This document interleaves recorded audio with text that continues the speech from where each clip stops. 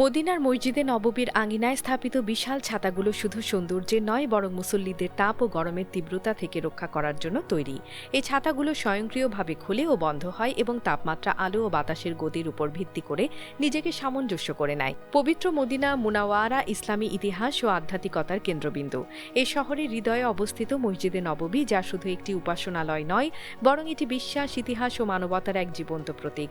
এই মসজিদের বিস্তীর্ণ আঙিনায় দৃষ্টিনন্দনভাবে স্থাপন করা হয়েছে বিশাল কিছু ছাতা, যেগুলো পৃথিবীর অন্যতম বিস্ময়কর স্থাপত্য উদাহরণ হিসেবে পরিচিত। দূর থেকে দেখলে মনে হয় সাদা মার্বেলের মেঝেতে সারি সারি ফুল ফুটে আছে, কিন্তু এই ছাতাগুলো কেবল সৌন্দর্যের জন্য নয়, এগুলো মুসল্লিদের আরাম ও নিরাপত্তার জন্য তৈরি এক অসাধারণ প্রযুক্তিগত কীর্তি। মদিনার গ্রীষ্মকালে তাপমাত্রা প্রায় 50 ডিগ্রি সেলসিয়াস পর্যন্ত ওঠে। এমন প্রচণ্ড গরমে রোদে দাঁড়িয়ে নামাজ আদায় করা অত্যন্ত কষ্টকর হয়ে উঠত। মুসল্লিদের সেই কষ্ট দূর করার উদ্দেশ্যেই এই ছাতাগুলো স্থাপন করা হয়। প্রতিটি ছাতা এমনভাবে তৈরি যা সূর্যের তীব্র তাপকে প্রতিহত করে কিন্তু প্রাকৃতিক আলোকে কোমলভাবে নিচে আসতে দেয়। এগুলো বিশেষভাবে তৈরি এক ধরনের ফ্যাব্রিক দিয়ে বানানো, যা অতি বেগুনি রশ্মি আটকায় কিন্তু পরিবেশে আলো ছায়ার ভারসাম্য বজায় রাখে। ছাতাগুলো স্বয়ংক্রিয়ভাবে কাজ করে, তাপমাত্রা বা বাতাসের গতি অনুযায়ী নিজেরা খোলে ও বন্ধ হয়।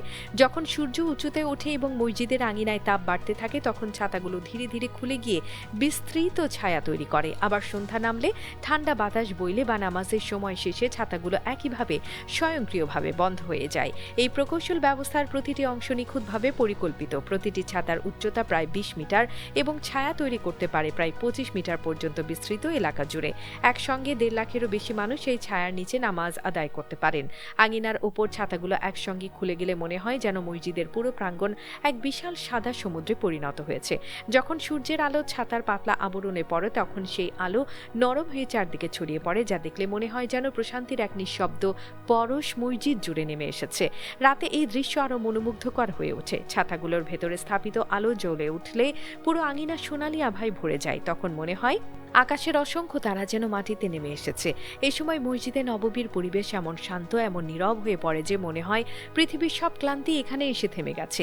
এই ছাতাগুলো শুধু মুসল্লিদের তাপ থেকে রক্ষা করার উপায় নয়, বরং এটি ইসলামী স্থাপত্যে আধুনিক প্রযুক্তির এক অনন্য সংযোজন, সৌন্দর্য ও কার্যকারিতার এক নিখুঁত মিশ্রণ। এটি প্রতিটি ছাতার গঠন ও নকশায় এমন দক্ষতা প্রয়োগ করা হয়েছে যে তা ইসলামী ঐতিহ্য ও আধুনিক প্রকৌশলকে একই মঞ্চে দাঁড় করিয়েছে।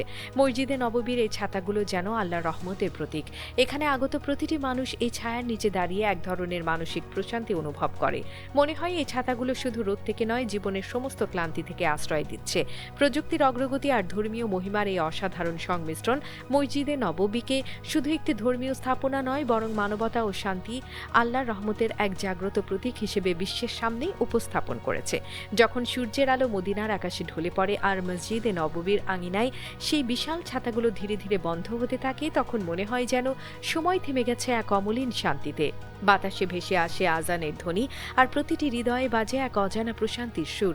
এই ছাতাগুলো শুধু রোদ ও গরমের থেকে রক্ষা করার উপায় নয়, বরং এটি মানবতার প্রতি আল্লাহর রহমতের এক জীবন্ত নিদর্শন। এখানে দাঁড়িয়ে মানুষ বুঝতে পারে প্রযুক্তি ও বিশ্বাসের সংমিশ্রণে কেমন করে সৃষ্টি হয় এক অনন্য সৌন্দর্য, যা শুধু চোখ নয়, হৃদয়কেই ছুঁয়ে যায়। মসজিদে